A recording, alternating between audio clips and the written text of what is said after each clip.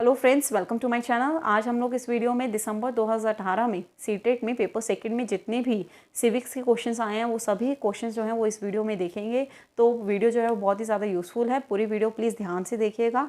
मैंने सारे क्वेश्चंस जो हैं वो निकाल लिए हैं सिविक्स के अलग से। ऐसे ही मैंने हिस्ट्री के ऊपर भी अलग से सारे क्वेश्चन निकाल के वीडियोज़ बनाई हैं। लास्ट ईयर में जितने भी हिस्ट्री के क्वेश्चन आए हैं अलग से इसलिए क्वेश्चन निकाल के मैंने ये वीडियोज़ बनाई हैं क्योंकि एक जब हम सिविक्स पढ़ रहे हैं तो वो ध्यान में रहेगा कि हाँ ये सारी सिविक्स के क्वेश्चन हैं। तो जब हम अपना सब्जेक्ट एनसीईआरटी बुक्स पढ़ेंगे तब हमें एक वो फ्लो बना रहेगा कि किस तरीके से हमने चीज़ों को पढ़ा है और कहाँ से क्वेश्चन जो हैं वो किस तरीके से आते हैं। तो चलिए हम अपनी वीडियो जो है वो स्टार्ट करते हैं। क्वेश्चन नंबर फर्स्ट है, who among the following elects the Rajya Sabha members. निम्नलिखित में से कौन राज्यसभा सदस्यों का चुनाव करता है। फर्स्ट, वोटर्स इन पार्लियामेंट्री कॉन्स्टिट्यूएंसीज, संसदीय निर्वाचन क्षेत्रों के मतदाता। सेकेंड, लोकसभा मेंबर्स, लोकसभा सदस्य। Third, members of legislative assemblies, Vidhan Sabha के सदस्य। Four, voters in assembly constituencies, Vidhan Sabha निर्वाचन क्षेत्रों के मतदाता। तो इसमें ऑप्शन थर्ड जो है वो करेक्ट है, members of legislative assemblies, MLA, Vidhan Sabha के सदस्य, विधायक। राज्यसभा के सदस्यों का चुनाव विधानसभा के निर्वाचित सदस्यों द्वारा किया जाता है। राज्यसभा एक स्थायी सदन है जो कभी भी भंग नहीं होती। इसके 1/3 सदस्य प्रत्येक 2 वर्षों के अंतराल पर अवकाश ग्रहण कर लेते हैं। राज्यसभा के 12 सदस्यों का मनोनयन राष्ट्रपति द्वारा किया जाता है। मनोनीत सदस्य विशेष क्षेत्रों में उपलब्धि हासिल किए हुए होते हैं। विधानसभा के मनोनीत सदस्य राज्यसभा के सदस्यों के चुनाव में भाग नहीं लेते हैं। क्वेश्चन नंबर सेकंड है, which of the following systems of government was adopted by India. Bharat द्वारा निम्नलिखित में से किस शासन प्रणाली को अपनाया गया था। फर्स्ट, प्रेसिडेंशियल एंड फेडरल, राष्ट्रपति और संघीय। सेकेंड, प्रेसिडेंशियल एंड यूनिटरी, राष्ट्रपति और एकात्मक। थर्ड, पार्लियामेंट्री एंड फेडरल, संसदीय और संघीय। फोर्थ, पार्लियामेंट्री एंड यूनिटरी, संसदीय और एकात्मक। तो इसमें ऑप्शन थर्ड जो है वो करेक्ट है, पार्लियामेंट्री एंड फेडरल, संसदीय और संघीय।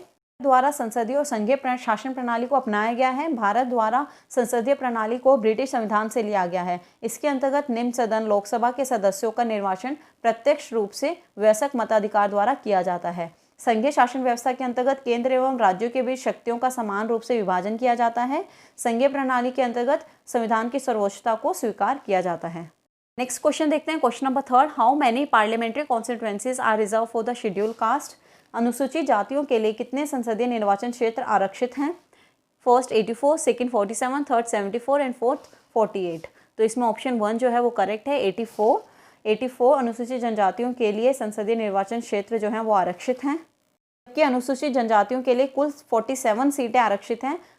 शुरू में प्रारंभ में अनुसूचित जातियों एवं अनुसूचित जनजातियों के लिए 79 एवं 41 सीटें जो हैं वो आरक्षित थी। नेक्स्ट क्वेश्चन नंबर 4 है, which one of the following fundamental rights is violated due to practice of untouchability in India. Bharat में अस्पृश्यता प्रथा के कारण निम्नलिखित में से किस मौलिक अधिकार का उल्लंघन किया जाता है। फर्स्ट, राइट टू फ्रीडम, स्वतंत्रता का अधिकार। सेकेंड, राइट अगेंस्ट एक्सप्लॉयटेशन, शोषण के विरुद्ध अधिकार। Third, right to constitutional remedy, संवैधानिक उपचारों का अधिकार। फोर्थ, राइट टू इक्वालिटी, समानता का अधिकार। तो इसमें ऑप्शन 4 जो है वो करेक्ट है, समानता का अधिकार, राइट टू इक्वालिटी। संविधान के अनुच्छेद 17 के अंतर्गत भारत में अस्पृश्यता प्रथा के कारण समानता के अधिकारों का उल्लंघन होता है। समानता के अधिकारों के अंतर्गत किसी भी व्यक्ति के साथ भेदभावपूर्ण व्यवहार करना असंवैधानिक है। संविधान के अनुच्छेद 14, 15 और 16 के अंतर्गत समानता से संबंधित बातें कही गई हैं। इनके तहत किसी भी स्तर पर भेदभावपूर्ण व्यवहार, चाहे वह अस्पृश्यता से संबंधित ही क्यों ना हो, असंवैधानिक है। क्वेश्चन नंबर 5 है, as per the constitution of India which one of the following is not a fundamental right. Bharat के संविधान के अनुसार निम्नलिखित में से कौन सा मौलिक अधिकार नहीं है। फर्स्ट, राइट अगेंस्ट एक्सप्लॉयटेशन, शोषण के विरुद्ध अधिकार। Second, right to freedom of religion, धर्म के आज़ादी का अधिकार। थर्ड, राइट टू प्रॉपर्टी, संपत्ति का अधिकार। फोर्थ, राइट टू एजुकेशन, शिक्षा का अधिकार। तो इसमें ऑप्शन थर्ड जो है वो करेक्ट है, राइट टू प्रॉपर्टी, संपत्ति का अधिकार भारत के संविधान के अनुसार मौलिक अधिकार नहीं है, बल्कि इसे संविधान के अनुच्छेद 30A के तहत वैधानिक अधिकार माना जाता है। 1978 में संविधान के 44 संविधान संशोधन अधिनियम के अंतर्गत संपत्ति के अधिकार को मौलिक अधिकार से अलग कर वैधानिक अधिकार बना दिया गया है। क्वेश्चन नंबर 6 है, untouchability refers to the discrimination on the basis of. अस्पृश्यता के आधार पर भेदभाव को संवर्धित करती है। फर्स्ट, जेंडर, लिंग। सेकेंड, कास्ट, जाति। थर्ड, रेस, वंश। और फोर्थ, फिजिकल डिसेबिलिटी, शारीरिक विकलांगता। तो इसमें ऑप्शन सेकंड जो है वो करेक्ट है, कास्ट, जाति। अस्पृश्यता मूलतः जाति के आधार पर भेदभाव को संदर्भित करती है। जाति किसी विशेष समुदायों या उप समुदायों या विशिष्ट धर्मों का एक समूह होता है। सामाजिक स्तर पर जातिवाद का मूल्य विस्तार गुप्त काल में हुआ। वैदिक काल में कर्मों के आधार पर ही जाति वर्ग का निर्धारण किया जाता था। समाज में जाति को ही अस्पृश्यता का मूल आधार माना जाता है। क्वेश्चन नंबर 7 है, who appoints the chief minister? मुख्यमंत्री को कौन नियुक्त करता है? फर्स्ट द प्राइम मिनिस्टर, प्रधानमंत्री। सेकंड द गवर्नर, राज्यपाल। Third the chief justice of the high court, उच्च न्यायालय के मुख्य न्यायाधीश। फोर्थ द प्रेसिडेंट, राष्ट्रपति। तो इसमें ऑप्शन सेकंड जो है वो करेक्ट है, द गवर्नर, राज्यपाल। मुख्यमंत्री को राज्यपाल नियुक्त करता है। राज्यपाल किसी भी बहुमत प्राप्त दल के नेता को, जिसे सर्वसम्मति से चुना जाता है, मुख्यमंत्री पद पर नियुक्त करता है। यदि किसी भी दल को विधानसभा में बहुमत हासिल नहीं हो पाता है तो ऐसी स्थिति में राज्यपाल ऐसे व्यक्ति को मुख्यमंत्री पद पर नियुक्त करता है जो विधानसभा के पटल पर अपना बहुमत साबित कर सके। क्वेश्चन नंबर 8 है, हु अपॉइंट्स द गवर्नर? राज्यपाल को कौन नियुक्त करता है? फर्स्ट द चीफ मिनिस्टर, मुख्यमंत्री। Second the chief justice of India, Bharat का मुख्य न्यायाधीश।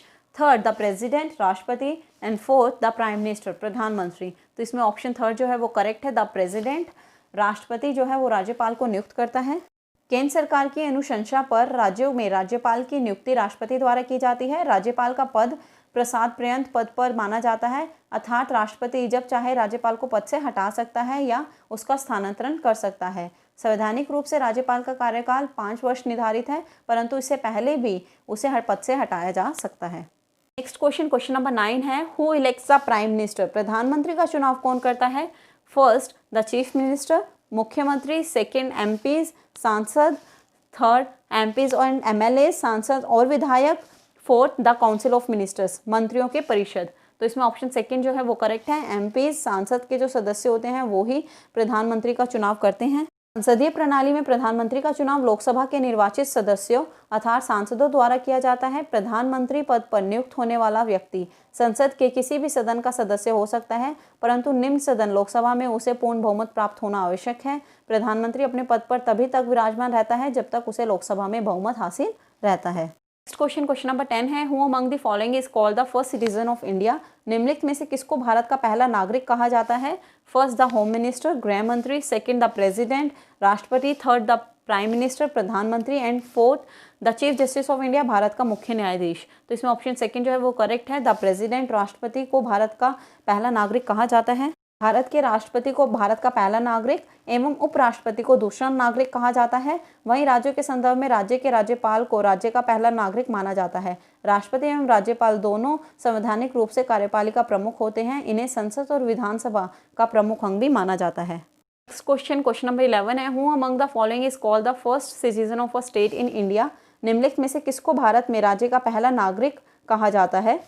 फर्स्ट द होम मिनिस्टर, गृह मंत्री। सेकंड द गवर्नर, राज्यपाल। थर्ड द चीफ मिनिस्टर, मुख्यमंत्री। And fourth the chief justice of the high court, उच्च न्यायालय का मुख्य न्यायाधीश। तो इसमें ऑप्शन सेकंड जो है वो करेक्ट है, द गवर्नर, राज्यपाल। राज्यपाल भारत में पहला नागरिक कहा जाता है राज्यपाल को। नेक्स्ट क्वेश्चन नंबर 12 है, the current Lok Sabha from 2014 onwards is the? वर्तमान लोकसभा 2014 के बाद है। ये 2018 का सैम्पल पेपर कर रहे हैं हम, ध्यान रखिएगा। तो उसी के अकॉर्डिंग हमें बताना है कौन सी लोकसभा थी 2018 तक। 14, सेकेंड 15, थर्ड 16 एंड फोर्थ 13। तो इसमें ऑप्शन जो थर्ड है वो करेक्ट है। 16th लोकसभा जो है वो है।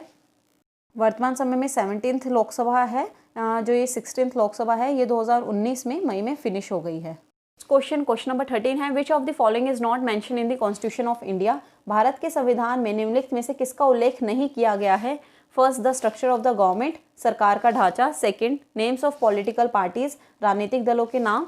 Third right of the citizens, नागरिकों के अधिकार। And fourth name of the states and union territories, राज्यों और केंद्र शासित प्रदेशों के नाम। तो इसमें ऑप्शन सेकंड जो है वो करेक्ट है, नेम्स ऑफ पॉलिटिकल पार्टीज, राजनीतिक दलों के नाम।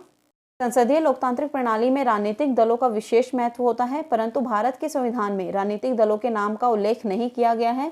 भारतीय संविधान में सरकारी ढांचा तंत्र, नागरिकों को प्राप्त मौलिक अधिकार और राज्यों और केंद्र प्रशासित प्रदेशों के नाम का विस्तृत वर्णन किया गया है।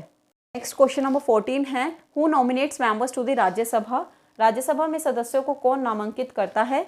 फर्स्ट द वाइस प्रेसिडेंट, उपराष्ट्रपति। सेकंड द प्राइम मिनिस्टर, प्रधानमंत्री। Third the chief justice of the supreme court, सर्वोच्च न्यायालय का मुख्य न्यायाधीश। 4 द प्रेसिडेंट राष्ट्रपति। तो इसमें ऑप्शन 4 जो है वो करेक्ट है। द प्रेसिडेंट राष्ट्रपति राज्यसभा में सदस्यों को नामांकित करता है।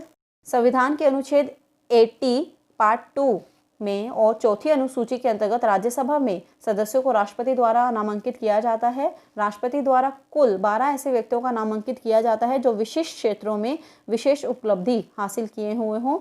राष्ट्रपति द्वारा उस सदन में सदस्यों को नामांकित किए जाने का प्रावधान आयरलैंड के संविधान से लिया गया है। ऐसे सदस्यों को कार्यकाल 6 वर्ष निर्धारित है। क्वेश्चन नंबर 15 है, who among the following was the president to the constituent assembly of India. निम्नलिखित में से कौन भारत की संविधान सभा का अध्यक्ष था? First doctor Bhimrao Ambedkar, second doctor Rajendra Prasad, third Jawaharlal Nehru, fourth C Rajagopalachari. तो इसमें ऑप्शन सेकंड जो है वो करेक्ट है, डॉक्टर राजेंद्र प्रसाद। भारत की संविधान सभा के अध्यक्ष डॉक्टर राजेंद्र प्रसाद थे। संविधान सभा के पहले अस्थायी अध्यक्ष डॉक्टर सच्चिदानंद सिन्हा थे, परंतु डॉक्टर राजेंद्र प्रसाद स्थायी तौर पर संविधान सभा के अध्यक्ष नियुक्त हुए। डॉक्टर भीमराव अंबेडकर संविधान की प्रारूप समिति के अध्यक्ष थे। स्वतंत्रता प्राप्ति के बाद सी राजगोपालाचारी माउंटबेटन के बाद भारत के गवर्नर जनरल भी बने। क्वेश्चन नंबर 16 है, who among the following was the only Indian governor general of India. निम्नलिखित में से कौन भारत का एकमात्र भारतीय गवर्नर जनरल था? First B Pattabhi Sitaramayya, second T Krishnachari, third C Rajagopalachari, fourth doctor Sarvepalli Radhakrishnan.